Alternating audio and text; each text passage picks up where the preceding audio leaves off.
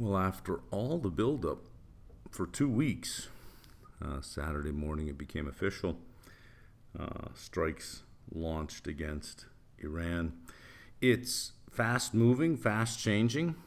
Minute by minute, new stories are coming out. What I have on the screen is the best information I had as of Saturday. And I have been monitoring it, and it does look like this is going to continue on for a while. The supreme leader, this guy here, well, let's see if I can get something to write on that screen. This guy here is dead, confirmed dead by both sides now. Iran is launching strikes everywhere. Last count, there were 9 dead in Israel. They were hitting different countries in the region. So this is a mess. I was going to do a spotlight company this week on Blue Owl because credit's a big deal. But, with this going on, this seems to be the bigger deal. Although credit is a very fast-moving cancer. I'll talk a little bit about that. But as far as the situation with Blue Owl, it has been covered so much now. It's all over YouTube that I think, well, I don't know that I could add anything more to the list of facts. I think we all know the facts at this point. What is not clear is the extent of the fallout. Now, Blue Owl was unique in a number of ways. It was overexposed to the software sector. But it's credit. It's not so much just Blue Owl. It is credit. Credit is a fast-moving cancer. If you have one fund that has issues with redemptions, what you're going to get are investors in other funds saying, just for safety, let me put in my redemptions now before everyone else puts in their redemptions. It's better to be in the line than to not be in the line. So they start doing that, which causes others to start doing that, which then causes lenders to say, well, we don't know where the problems are, and they pull back at the margin. And the amount of leverage through the system, I don't think people quite understand this. This is direct lending to highly levered companies, 4, 5, 6 times EBITDA on their debt. Small pullbacks in EBITDA mean a big deal for the equity cushion that is believed to be there. And private credit is making these loans to highly levered companies. However, the private credit fund itself is levered. OBDC, Blue Owl's OBDC, has leverage of 1.26. That means $1.26 in debt for $1 in equity, and that's what goes into a highly levered company. Well, where are they getting that debt? Well, they're getting some of that from banks. So banks look at the private credit fund and say, here is a loan. It's not highly leveraged to the private equity firm, but the private equity firm is now a lender that is leveraged, making loans to highly levered companies. So trace all of that through.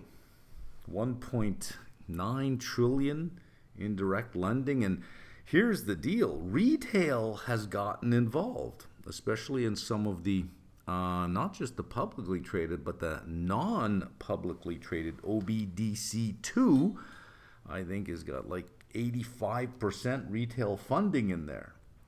Retail funding in there. And then let's not talk about all the CDSs that exist on top of some of this stuff.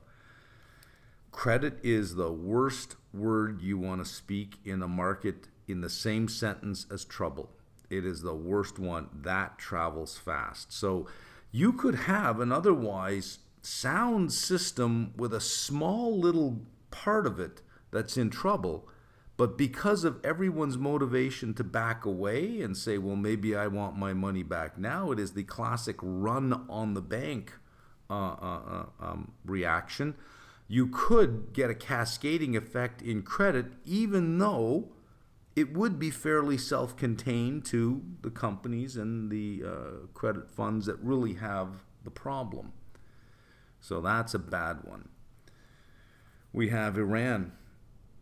We have AI eating software stocks alive, or at least the belief is that they're eating them alive. You have AI applications destroying different verticals every single week. That won't stop either. And you have the fear that AI is going to wipe out a bunch of jobs. And last week we had two big examples of that, one in Australia, one in the US, where that is exactly what happened. And the CEO said that is exactly what happened and that they expect it to continue. AI replacing workers, AI destroying value. Iran, the issue here and what it's going to do to energy prices. Credit stresses showing up, and we know how that has a contagion effect. I don't know how much more weight the equity markets can handle before crumbling underneath all of this.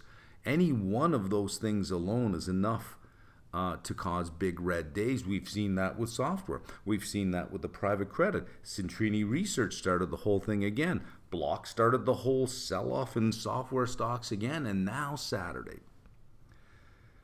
So all we have to look at is Bitcoin. Bitcoin immediately plunged, but has come back. There is an exchange out there called Hyperliquid, in which, and I don't think they're very liquid or that they represent the broader market, but they are a good proxy. They have perpetual futures. So I'm going to quote some prices that I saw Saturday on Hyperliquid for where we think energy, gold, silver, the US dollar may open. But let's start here because this seems to me like a big deal. However, I thought Venezuela was a big deal, and by the time we got to Monday morning when the Americans showed up for the market, not a big deal at all. In fact, it was bullish. Up we go. So paradoxically, we can look at futures tonight, but paradoxically, when Americans show up, none of that means anything. I'll tell you something. Over the last 3-4 years, I have been thoroughly impressed at the American market's absolute willingness to ignore everything. All the good news has gone to the equity market. All the bad news has gone to the bond market. In the last couple of weeks, that's shifted. So if I had to place a bet on where Globex is going to open tonight, I would bet heavily on red. If I had to make a bet where the market would open just Monday morning in the US, flip a coin. I would not be surprised if the red carried through for the day, because it should with all this weight on its shoulders. But I would also not be surprised if it opened up green and strong and said, it doesn't matter, let's go higher. I wouldn't be shocked. It's a weird time to be in markets. This would normally take everything down. One of those things would take everything down, but here we are with 4 of them now. Jobs, valuations, credit, war, energy. This is a lot for any market to carry on its shoulders, but I'm going to give you here on the screen what my best guess as to where the money is going to flow. And unfortunately, you probably had to be in these things to begin with. Chasing them is going to be a question of duration. Duration here, I'm talking about time, not sensitivity to interest rates, but how long this goes on and how far it goes and how much it spreads and who else gets involved. Looking in your general direction, China. But let's begin. We have an OPEC meeting on Sunday. I'm not going to go through the backdrop of what's going on in that region of the world. Everyone's probably got their eyes on BBC Live or Al Jazeera or France 24 or DW watching this. You have all the facts. So let's just look at what is going to continue on. OPEC meeting on Sunday. They're more than likely going to increase output to minimize disruption, because this is a big disruption. The Strait of Hormuz is a problem. It's not officially closed, but it is, for all intents and purposes, basically closed. So we have this OPEC meeting Sunday. We'll see what effect it can have on energy. But energy, when I have the arrow up, this is a category, just rough thinking of asset classes or assets that will go up. Energy will. So you're looking at West Texas and Brent, and then everything that comes along with it, gasoline, etc. The product will go up as well. For energy, hyperliquid perpetuals for U.S. oil, 71.44. This is as of February 28th at 12:30. That's up 7.42% over Friday's close, 7.5% jump in oil. Now, this was before the Iranian Guard sent out messages to all ships that the Strait of Hormuz is effectively closed. This was before that happened. So I would say 10, 12, 15, 20% higher on the open would be realistic. Let's see what happens. It's going to be interesting. Gold was printing 3.8% higher on hyperliquid. Silver 3.94% higher. Also, let's keep an eye on natural gas. You would think that should be unaffected, but a huge amount of liquefied natural gas comes from Qatar. A huge amount. 22% of global liquefied natural gas goes through the Strait of Hormuz. So we might get a bump up in nat gas prices just because. Safe haven currency should get a bid. That would be the Swiss franc, the US dollar, and the Japanese yen. US treasuries should be a beneficiary here. It is a flight to safety, and it's one more thing to be worried about. It's not just this, right? It is the credit, the private credit issue, and how far those tentacles reach. It's AI changing valuations and chasing people out of equities. It's AI taking jobs and causing concern as far as the resilience of GDP, because the easiest way to get inflation down is to get demand down, and the only way in the U.S. really is to separate people from their paychecks, and 4,000 people will be separated from their paychecks. And then you have this, and then energy prices are going to surge. Gasoline prices are going to surge on top of all of this, on top of a consumer who already says, with the tariffs and the pricing, I'm exhausted. So it would not be unrealistic to say, with this money leaving places saying, let's just hide for safety, where are we going to go? You need a very liquid currency and a very deep market to hide with that much money. That is U.S. treasuries. We can talk about how bad the U.S. debt is, but it's not a problem today. It is the biggest door to go through. Defense, drones. Let's see what happens with Palantir as well, but all of these should naturally just get a boost.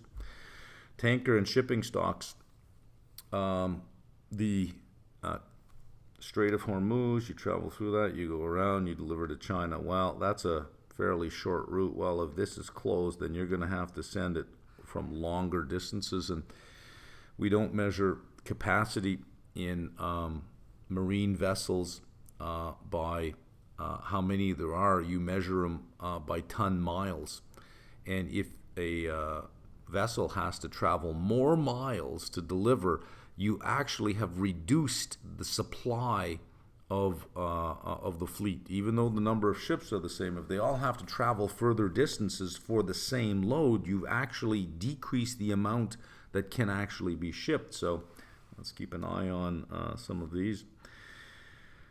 What's going to hurt? Well, risk assets in general, Bitcoin. However, let's just say this is a chart here at zero. Bitcoin was doing this after Friday, and then Saturday it did this, and now it's going back up to the zero line where it left off. It's just slightly below, but it has recovered.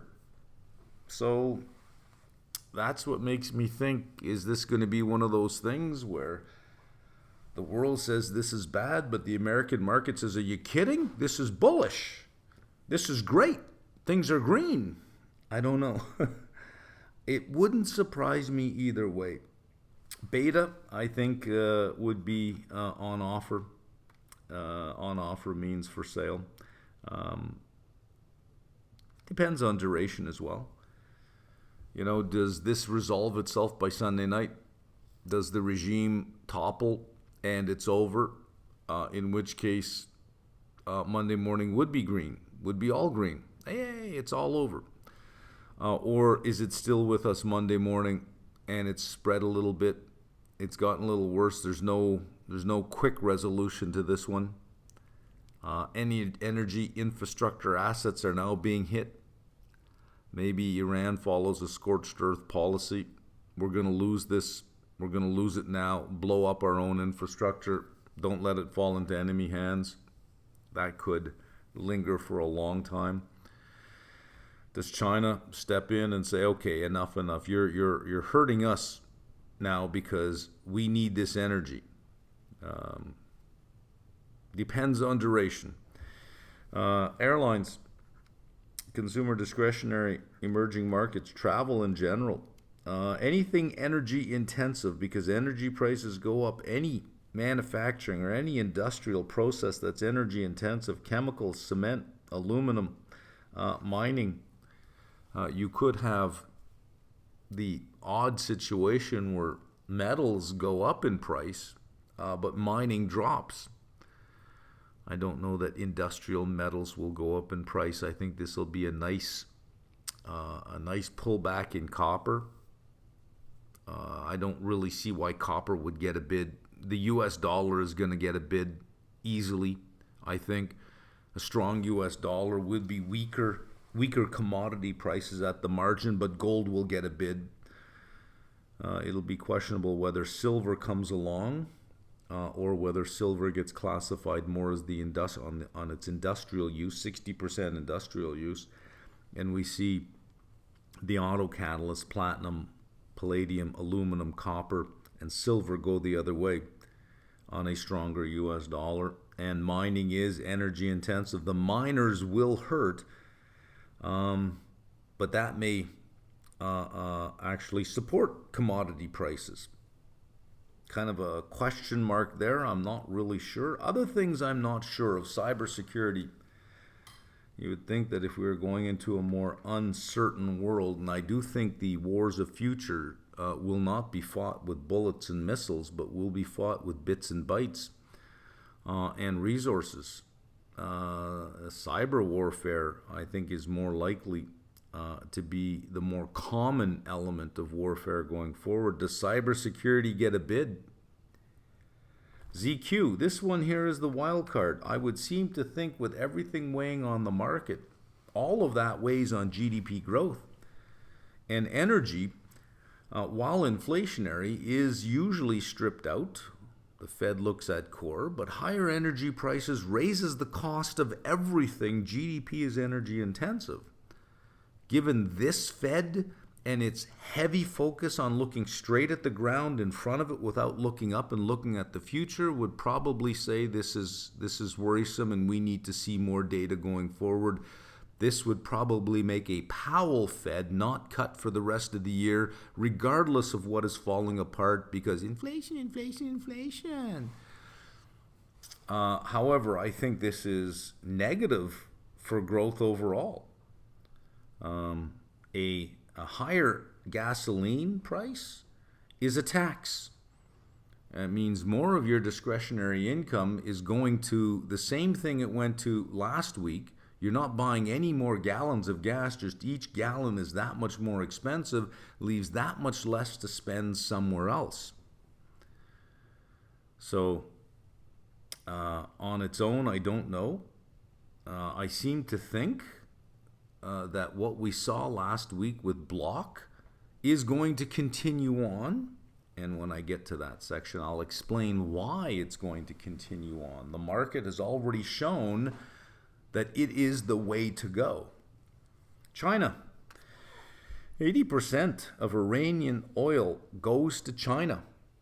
Peter Zeihan has been very clear on this one, that if you want to bring China to its knees, you would block everything coming out of the Strait of Hormuz, and you would bring China down very quickly because you would take away its energy. This is 3.3 million barrels a day from Iran. 80% of that goes to China. Is the market big enough for another 2.4, 2.5 million barrels of oil from somewhere? Well, we'll get that from OPEC. OPEC will probably have a lot to do with whether China sits back and says, okay, well, a democratic Iran or an Iran under any other regime might actually pump more oil. Oil might be cheaper, and it's not as if it's gone forever. And if Saudi Arabia is going to step up and fill the gap for a while, maybe we'll hang back here. Or maybe China will say, hey, what's going on here? Everyone's attacking everyone. Taiwan is ours. Let's watch Taiwan. What is China going to do? It would be their time. If Russia can walk into Ukraine, if the U.S. can kidnap somebody from Venezuela, the U.S. and Israel attack Iran and say, we're doing what we're doing because we're doing it. Why can't China say we're doing what we're doing because we're doing it? Let's watch what China is. But I have a question here. That's a wild card. Honestly, I just don't know enough about it. I would probably say now's the time to maybe turn our attention to Peter Zeihan or Ian Bremmer and see sort of what their analysis is. I'm sure Ian Bremmer will be all over Bloomberg on Monday, and if you head over to Peter Zeihan's YouTube channel, I'm sure he's got a whole bunch of stuff coming out on that. But I got to put it in the I don't know column because I don't know, but it's going to be something. What are they going to do?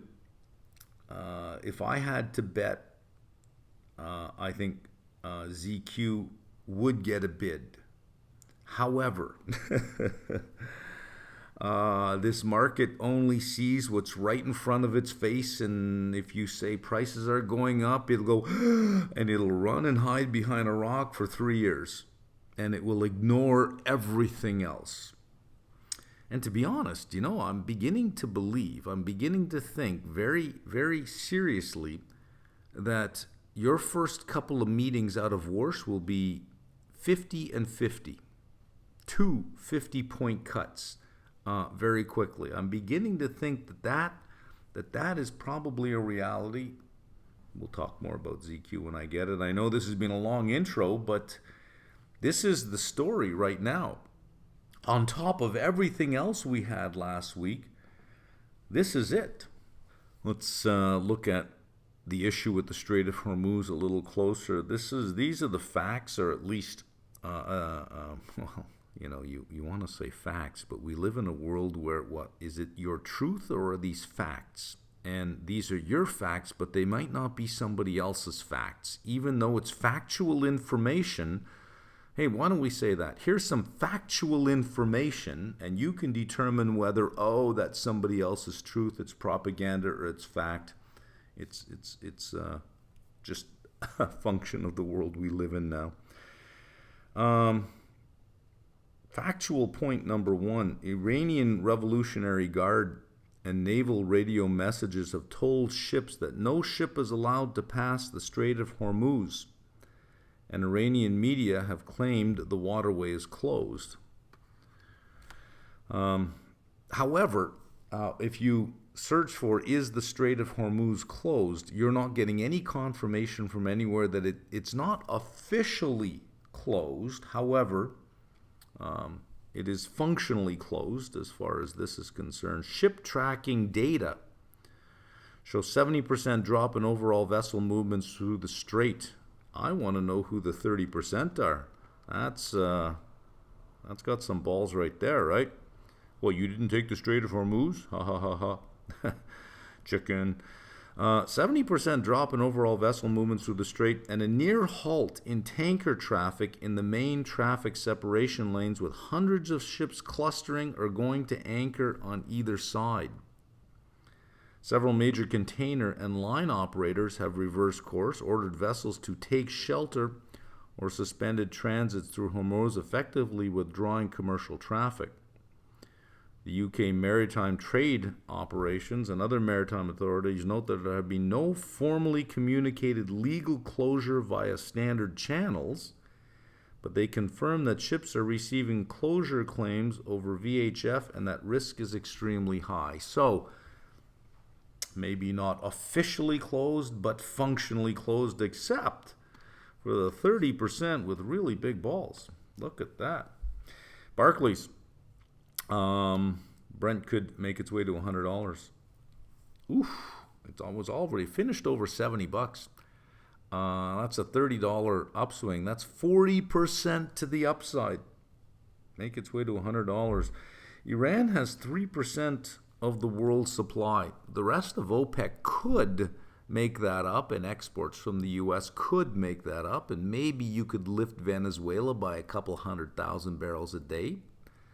Perhaps you could make that up, but 26% of crude passes through the Strait of Hormuz. 3% from Iran, but 26% of the world's crude passes through the Strait of Hormuz, and we're seeing here it is effectively halted. A near halt in tanker traffic. 26%. That is 20 million barrels a day. You're not going to make that up with OPEC. OPEC will do what it can. I'm sure they'll increase output. There's no way that they can get it to that level. 23% of liquefied natural gas as well. 31% of liquefied petroleum gas and naphtha also passes through. So, you're talking some 20 to 30% of global energy, carbon-based energy supply traveling through that one strait, and it is effectively closed. So it would be naive to think that energy would be, it's going to open probably 10%, if not more, higher. Gasoline prices in U.S. tonight are probably being reset, if they're not already reset now. 25-50 cent jump in gasoline, that is an energy shock. That's not just energy prices going up over the course of the year that, oh my God, gas was $3 last year, it's $3.75 this year. This is gas was $2.50 on Saturday and it's $3 on Sunday. That is an energy shock. That is hard to adjust very quickly from an energy shock. That is at the margin going to pull most consumers back when they get that shock at the tank, when they fill up and they say, whoa, we're not prepared for this all of a sudden. That's why I seem to think ZQ should get a bid. Not because this is inflationary, not at all, but because this is a big drag on sentiment and a big drag on growth, and it is a tax on money that would otherwise have been spent somewhere else. I feel like I'm yelling in the wind here, because I wouldn't be surprised if Monday morning we open up and it's just red across the screen. Let's look at what happened with yields last week. We have some, for those of you in duration, good news to report. Look at this. Cycle lows on the 2, the 3, the 5, and the 7. On Friday's closing, they hit a cycle low. Cycle meaning from the time that the Fed started raising rates and bringing them back down. We hit cycle highs, and now we're dropping down. These are cycle lows. Not the lowest we've ever seen, just the cycle low. And we had a bullish movement on the long end of the curve. Nothing much is going to happen in money markets until the Fed does what it does. But for the year, yields across the capital market curve are lower, which means borrowing costs for consumers are lower. We're going to see on the next page, we have a 5 handle on the 30-year mortgage. 5.98, but it's still a 5 handle. So this is against the backdrop last week of concerns of private credit, concerns for the job market, concerns for equity valuation, especially anything that relies on code or anything that sells as a subscription, and you had a move into treasuries. that it would be shocking to me that given what we've had on the weekend, Treasuries don't get another bid, that this somehow reverses and said, oh, no, we don't need that now, and nothing from last week matters anymore. I think this continues on.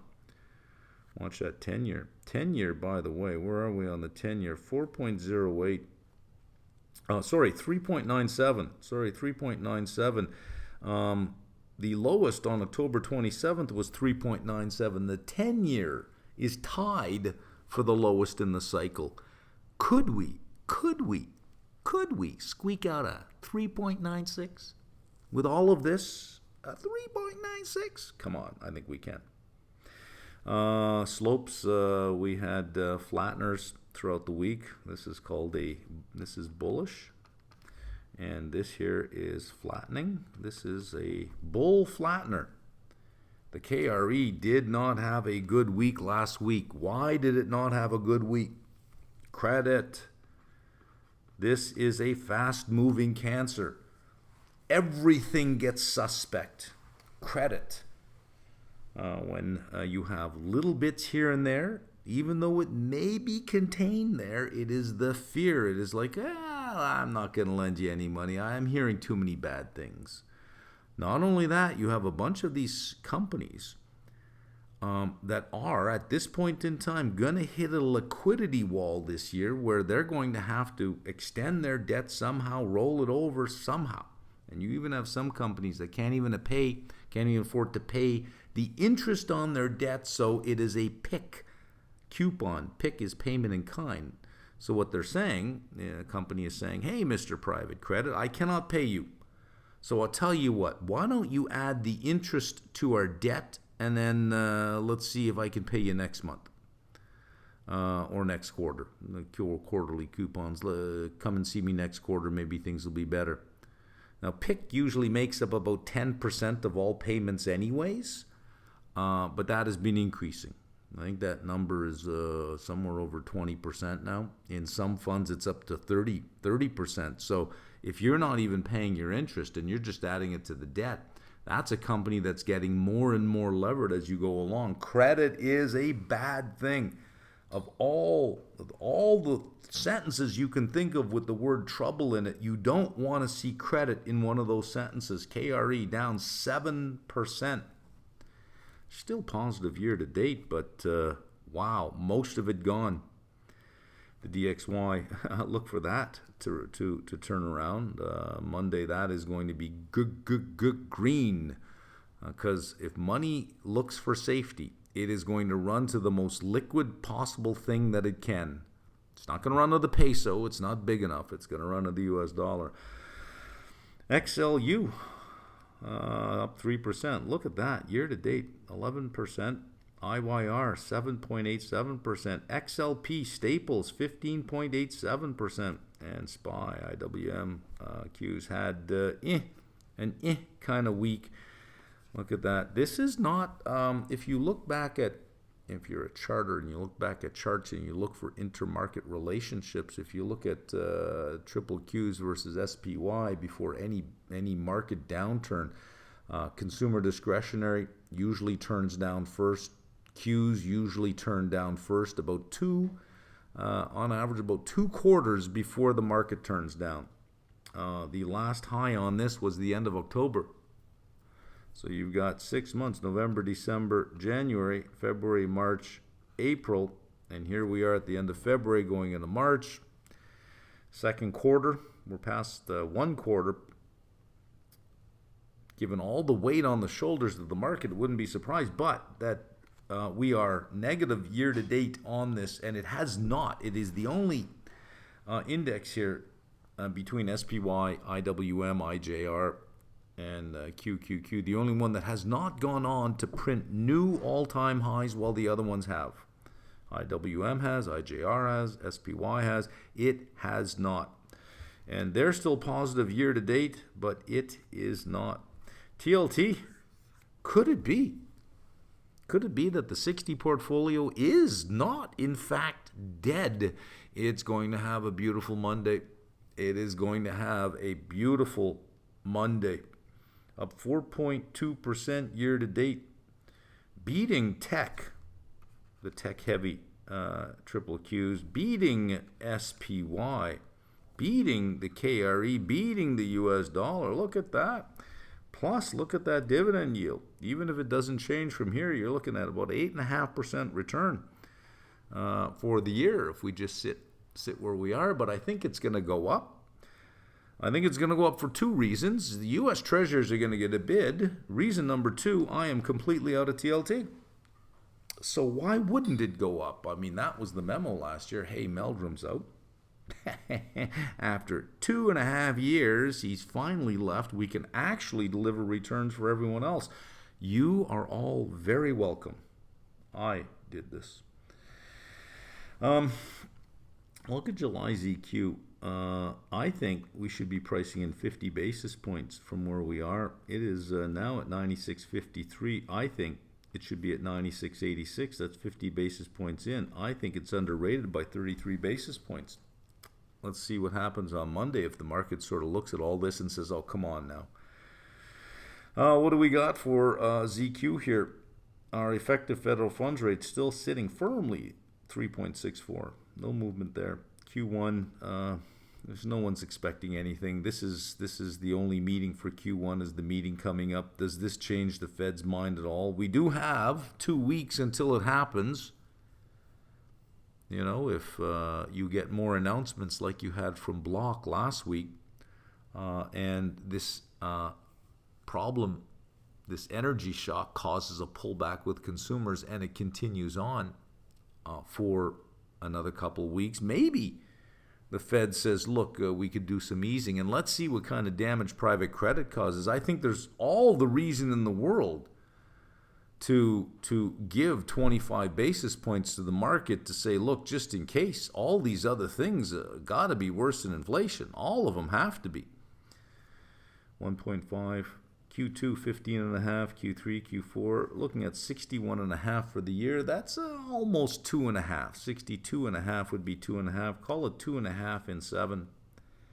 Going out to May of 2027, 2.93. That's basically 3.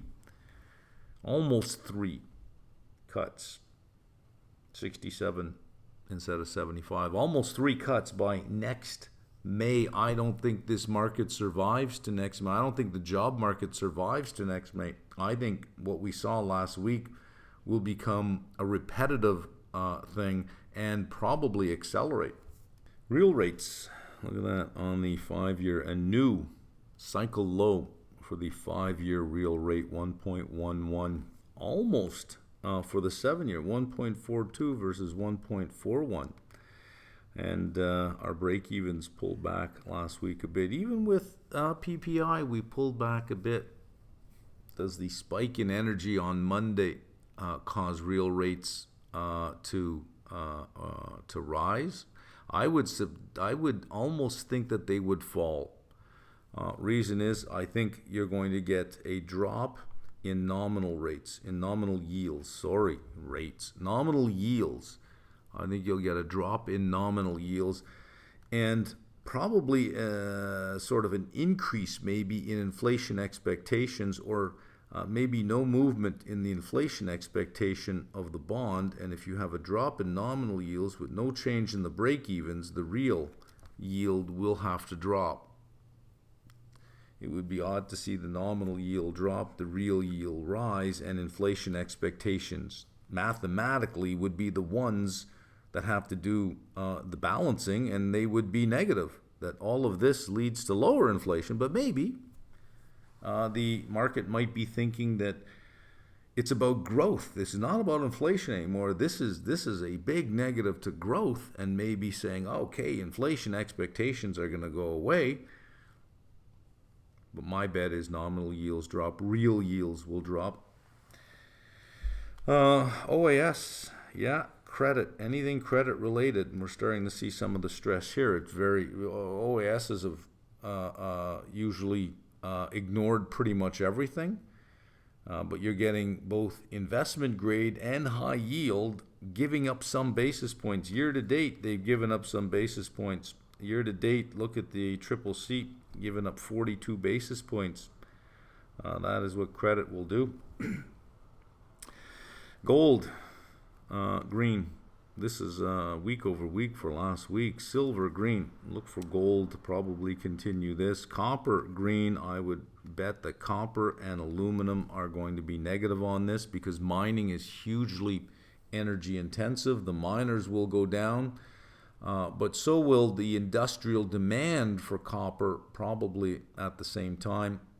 Just the concern for a pullback. Nobody's investing big capex with this kind of backdrop. It's like, well, let's wait a couple of weeks before we do that.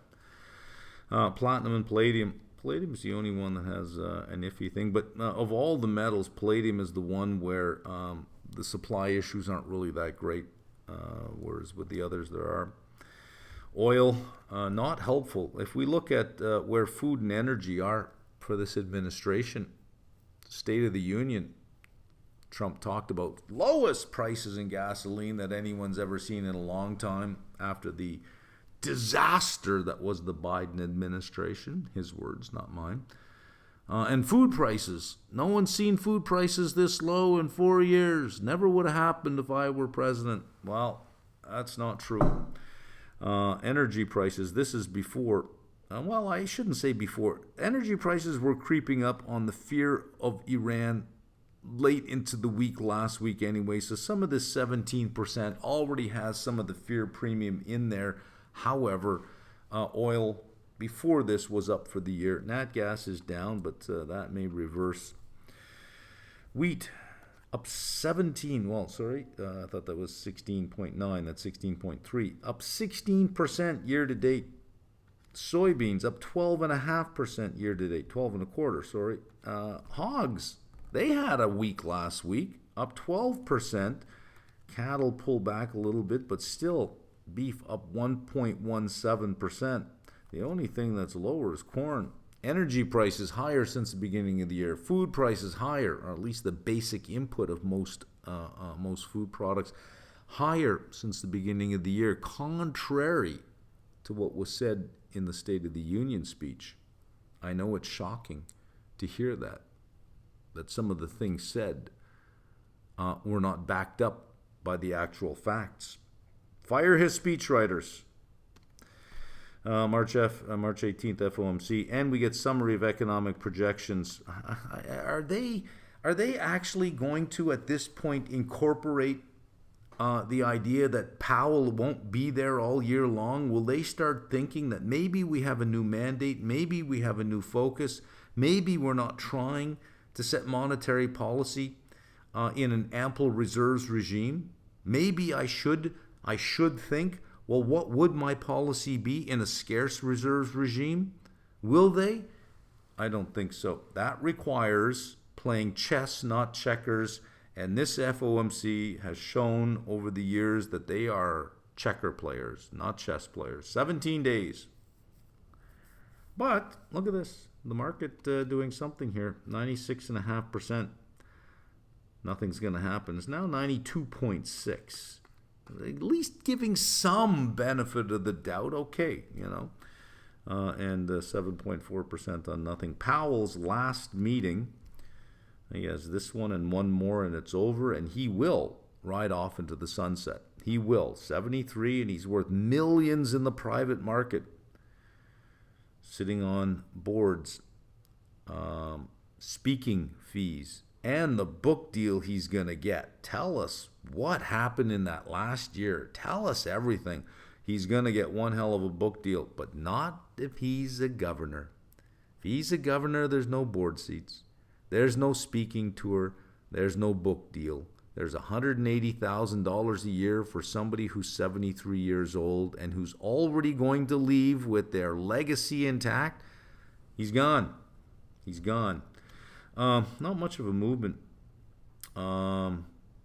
For a 25 basis point cut, we moved from 17 to 23%. So over March and the April meeting, 0 or 1 cut, 98.6. Down from 99.5. All the weight was on the 0. It has dropped a little bit. we'll get to see this 2 more times, the probabilities 2 more times before the meeting. Warsha's first. We have at least one or more, 57% on at least one or more. Last week was 52. I didn't finish my last column over here. I guess I got distracted. But zero. Now, when we say zero, that is not 42.7% of no rate cut for this meeting. That is 42.7% that there'll be no rate cut including this meeting, that for the next 3 meetings, nothing, the market thinks there's almost a 43% chance that that is the case. Reverse repos, 16.3 billion. Sorry, but it is end of month. The reverse repo always spikes at the end of month. It's just window dressing to show certain levels of liquidity. Repos are zero, reserves over 3 trillion, the TGA 838, SOFR sitting at 3.67, the effective federal funds rate 3.64, so we do have a little difference between them. This is the one I would watch to determine whether or not there is growing fear in credit, is watch SOFR. Look at the mortgage rate, 5.98, lowest since 2022, 5.98. I know it's just a little under 6, but there's a reason why stores price things at $9.99. It's because it's not 10 psychologically. We see 9, we think it's cheaper than 10.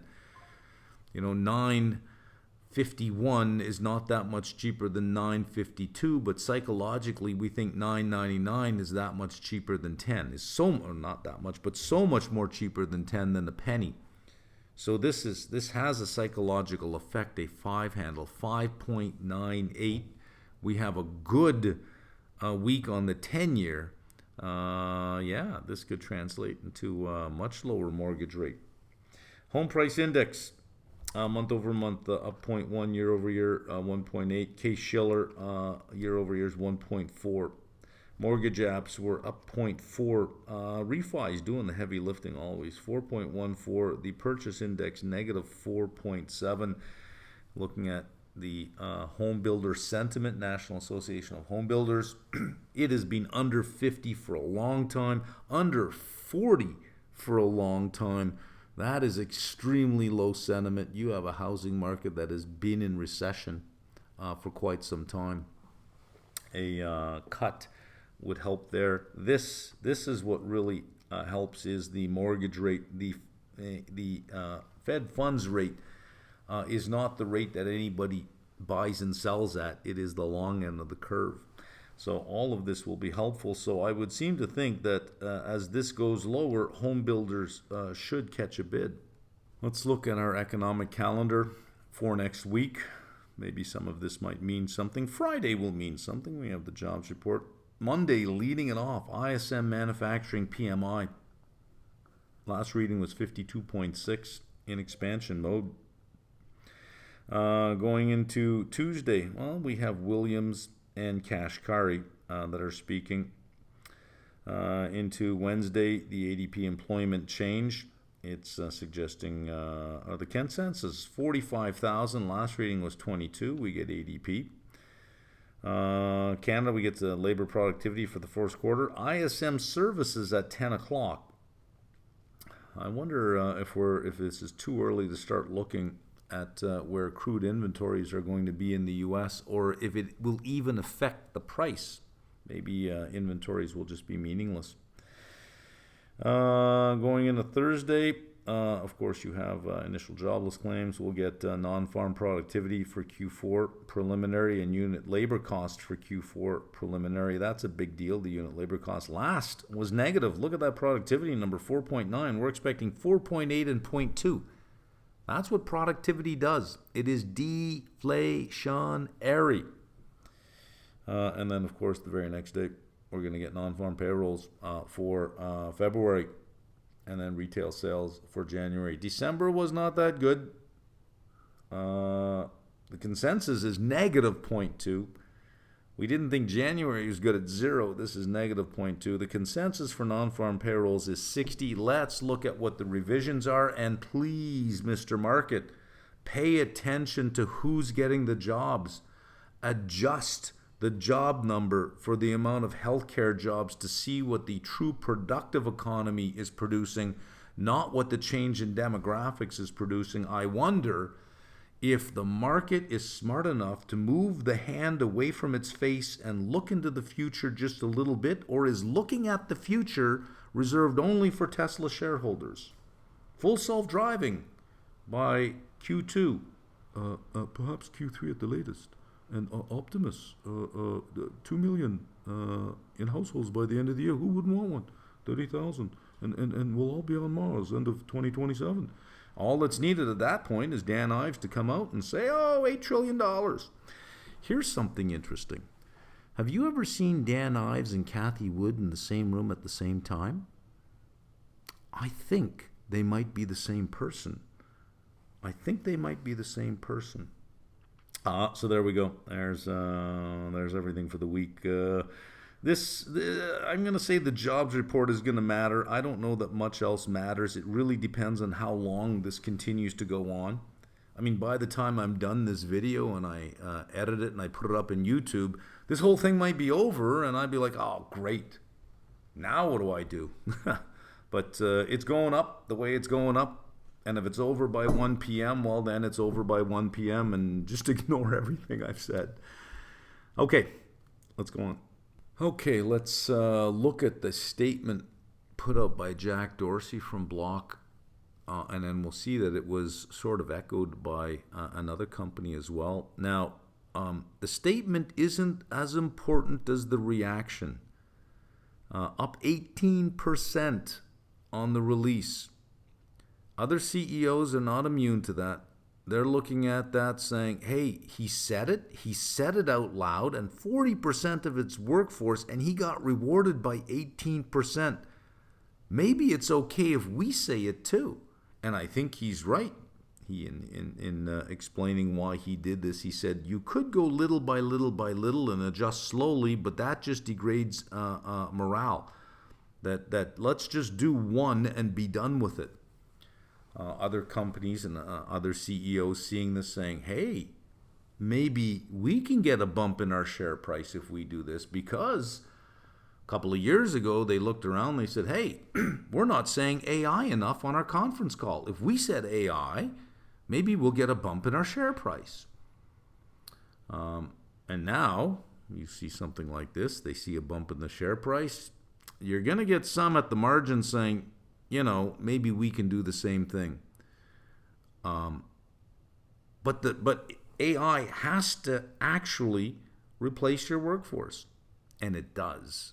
That's the thing. These companies out there probably know, many of them probably know it does replace some of the labor. And now that they've seen that they can be rewarded by it and not demonized by it, you're going to get copycats. Let's look at what he said. The core thesis is simple. He says, intelligence tools have changed what it means to build and run a company. That's a big statement. Let's just stop right there for a minute. He didn't say what it means to build software, what it means to build and run a company, company-wide. We're already seeing it internally. A significantly smaller team using the tools we're building can do more and do it better. And intelligence tool capabilities are compounding faster every week. I can attest to that. Several months ago, Gemini was in the lead. Claude was second. AI was third. Claude is first by a country mile. Google, are you listening? Your Gemini has degraded over the last couple of months. I don't know if anyone's experienced this, but I get output from Gemini now. It's like, oh, why is this so crappy? You used to be wonderful. Nano Banana just refuses sometimes to even admit that it makes graphics. It's, I'm text-based. I don't make graphics. I said, look, but you have. I had a big argument with it. I had to take screenshots and show it. It says, oh, yeah, you're right, I do. Okay, so give me a graphic. Oh, I'm text-based. Just degrading. But Claude 4.6, I am blown away at how good this is. Give it something difficult. Give it something hard and challenging, and give it very little information. Just give it something and watch what it can do. It's absolutely incredible. AI ChatGPT agent mode. Really good, although on Thursday and Friday it just crapped out. It just doesn't work anymore. It just spins and spins and spins and says opening desktop and nothing happens. I don't know what's going on out there. I think they're all hitting a wall. I think so many people are using it now that they just haven't got the compute to get it done. But Claude, so he's right, compounding faster every week. I don't think we're early to this realization. I think most companies are late. Within the next year, I believe the majority of companies will reach the same conclusion and make similar structural changes. I'd rather get there honestly on our own terms than be forced into it reactively. I think he's right. I think the majority of companies over the next year will come to that realization. They already know it. The managers inside already know it, and I'll put this challenge out there that I think is a safe thing to say, that most companies could probably reduce their headcount by 10% easily tomorrow, even without AI. Every company has dead wood. Every company has dead wood. So AI just makes it that much easier to say, you know what, we're going to sweep you up and brush you under the category of AI. Now, there are some that are coming out saying, well, he's just using this as an excuse to hide lower growth rates, to hide the fact that maybe he shouldn't have hired so many people to begin with, and this is just something that he's using for cover. I don't think so.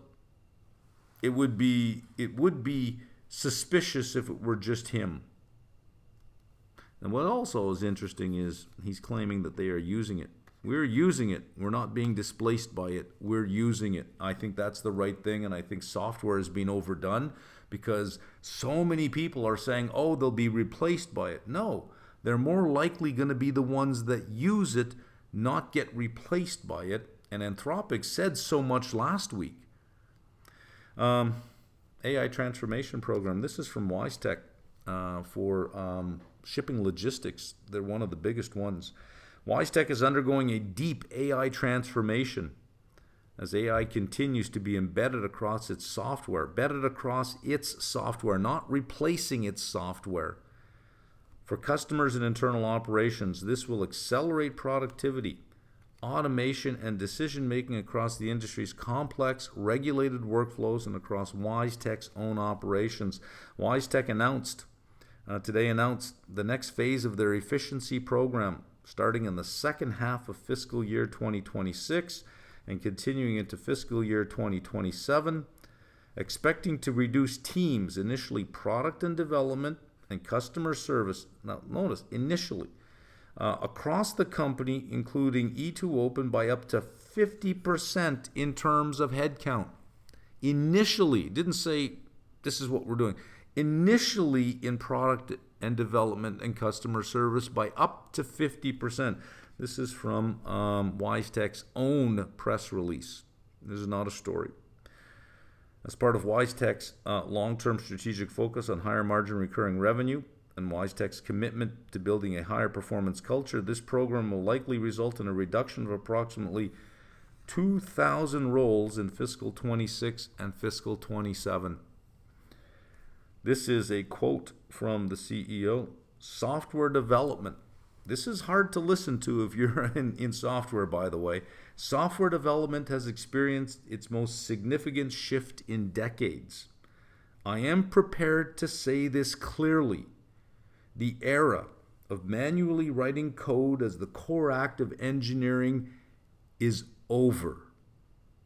AI amplifies the productivity of our expertise in logistics and trade, the rich data sets that WiseTech holds, and the network advantage that we have built over 30 years. I'm going to repeat that because you need to understand this is at the heart a business built on code. AI amplifies the productivity of our expertise. It doesn't eliminate or negate or devalue. It amplifies the productivity of our expertise. And of course, we have commas, so you have to keep repeating the same thing. AI amplifies the productivity of our expertise in logistics and trade. AI amplifies the rich data sets that WiseTech holds. AI amplifies the network advantage that we have built over 30 years. It does not threaten it, it amplifies it. This is what it's going to be for cybersecurity and for a lot of the CRM platforms and a lot of the software platforms where multi-tenant data gives you as a tenant an advantage, not just single tenant, multi-tenant. AI will amplify the ability of those platforms, not eliminate it. I do hope the market comes to see this. And it allows us to move faster from ideas to real customer value through the efficiencies it brings in software development and product creation. The era of manually writing code as the core act of engineering is over. I think we are not early. I don't think we are early. Most companies are late. They will come to the same conclusion, 40%, up to 50% in the two areas that they are initially starting. And they're talking about this in software. They haven't even gotten to that yet. And these are just two companies. Okay, a few more factual points. Challenger and related analysis show AI cited in 7% of all U.S. planned layoffs in January and roughly 55,000 U.S. cuts in 2025 were explicitly attributed to AI. 2025 was still early. When I started saying, hey, you know what, this is pretty good, that was about April of 2025. Because I had used it before and it was, I don't know, this is not helping me much. But by April it was, and this was Google's Gemini, this can actually help me save some time. And then now, if I look back at what output I was creating in April versus now, night and day, the tools now are incredible. So yeah, through 2025, especially going into the end of 2025, I thought this is gonna rip through the job market. And it was just starting in 2025. Back in April, I would have said, well, this will make people more productive. By December, this will replace people. Goldman estimating AI already counts for a measurable share of monthly net job losses in the most exposed industries. Surveys indicate, this is a big one, 35 to 40% of companies across sectors expect to replace at least some workers with AI by 2026, with the highest risk in high salary, low AI skill, back office, and entry-level knowledge roles. Earlier last week, I did a live and I talked about this idea, and it was in response to the Citrini report, their fictional research report. And calling it fictional misses the point. I'll explain that in a second. But I said, if you are a first-year university student now in a Tier 3, Tier 4, or lower school, running a solid B- or a C average, stop. Stop now. The world in 4 years is going to be extremely hostile to whatever skill set you think you're going to develop. Entry-level roles will be non-existent. You're going to have to fight for the few entry-level roles there will be, which means you're looking at Tier 1 or Tier 2 schools and you're in the top 10%. And I think you'll be okay, because we do have to train future experts, but we're not going to train future experts from a Tier 3 school with a solid C average. They're not going to go anywhere. They'll go on to be one of these low AI skill back office workers in the future. They'll rise to that level and go sideways to a cubicle on the 3rd floor. So why bring them in? We don't need to bring in 100 entry-level workers and say, well, you know what?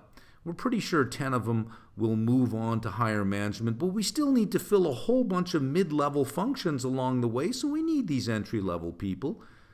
We're going to hire 100 that we know we're going to get rid of 10 or 20. 50 or 60 are probably going to rise a little bit and go sideways, and the rest will continue to rise. Well, they don't need to hire the ones that will go sideways anymore, just the ones that will go up. Entry-level jobs will decrease.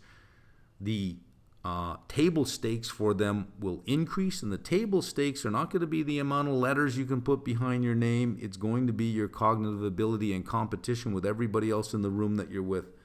Tier 1 or Tier 2 schools, top 10%. I seem to think that we have spent as a society way too much time convincing almost every high school graduate that they need a university degree. Starbucks has some of the most educated baristas in the world. So if you want a job at Starbucks, maybe it is true. Maybe, if you're applying for a job at Starbucks, they say, and where did you get your poli-sci degree? Challenger Goldman reference data suggests that in most exposed white-collar industries, that's tech, finance, professional services, AI accounted for an estimated 5,000 to 10,000 net job losses per month last year, concentrated in roles with repeatable knowledge work. That is going to accelerate this year. You already saw it last year. I think there were probably more, but companies might have been hesitant to say AI because it's the president's one of the president's mandates is to be the AI capital of the world, not without the story getting out there but AI will destroy jobs. David Sachs has been as aggressive as he can to say, Jevons paradox, look at radiologists, it's going to create jobs. I wish he would Google that one. But this will destroy.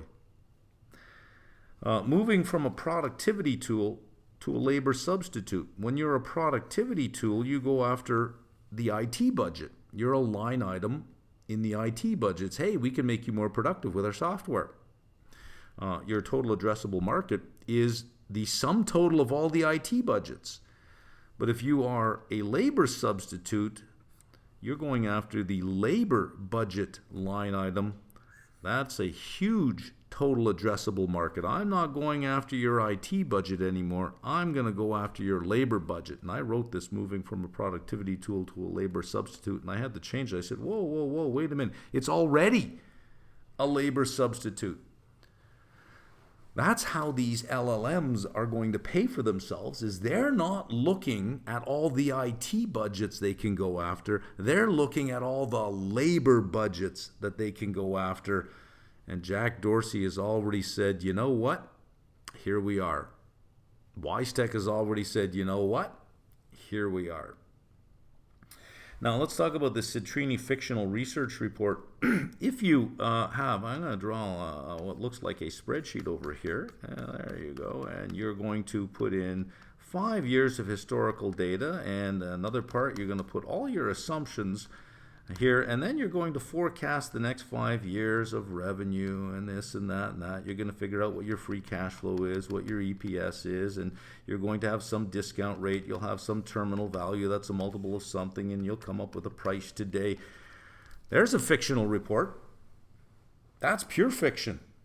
You started from a bit of reality, and you said, I think revenues will grow like this. Gross margins will come in like this. Expenses will grow this way in relation to that.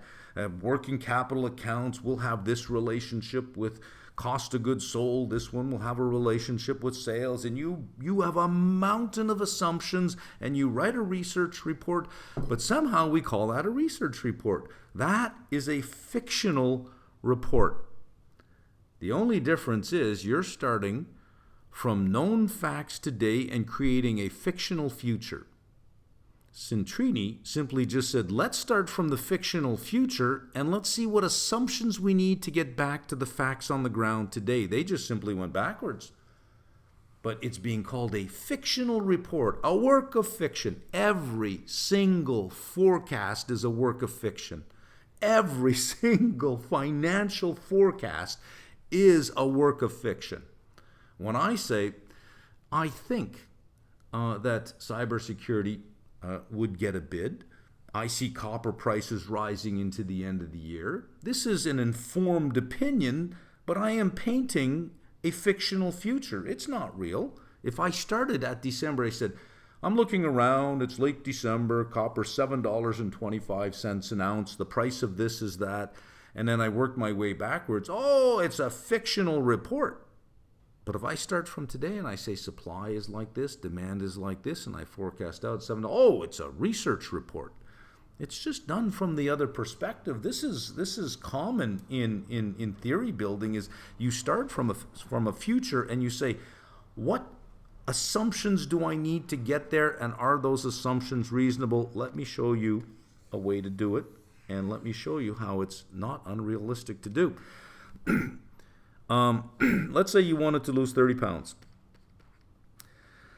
You can say, here I am today, I want to lose 30 pounds. Here's my plan. I'm going to forecast my weight loss over a couple of months, and over here I hope that my weight is whatever it is, weight naught minus 30 equals WT. That is my weight at time T. You like how I use mathematical notation to say that? Don't you like that? So there's my weight at time T. The other way of doing it is, okay, it is a year from now, and I'm weighing in at W30 minus 30.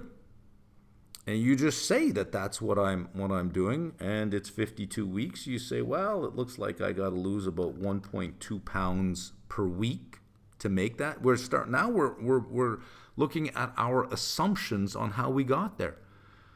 1.2 pounds, you're thinking, well, that's about 19 ounces a week. I multiply that by 252 calories per ounce. I'll get to somewhere around 4,750 calories per week that I have to do. Divide that by 7. I get to somewhere around 700 calories per day that I have to deficit myself by. I live on 2,000 calories a day, so I either reduce my diet to 1,300 or I add some exercise that over the course of the day burns 700 calories. Are those reasonable assumptions? This one probably is not, but if I stay at 2,000, can I exercise at 700 calories a day?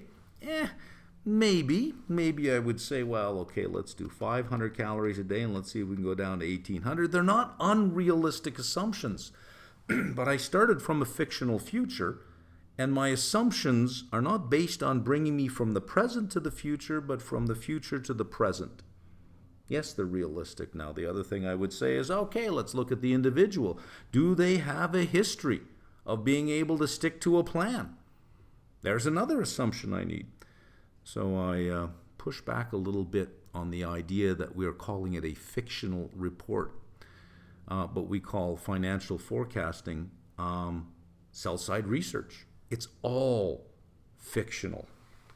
Okay, let's look at SPY.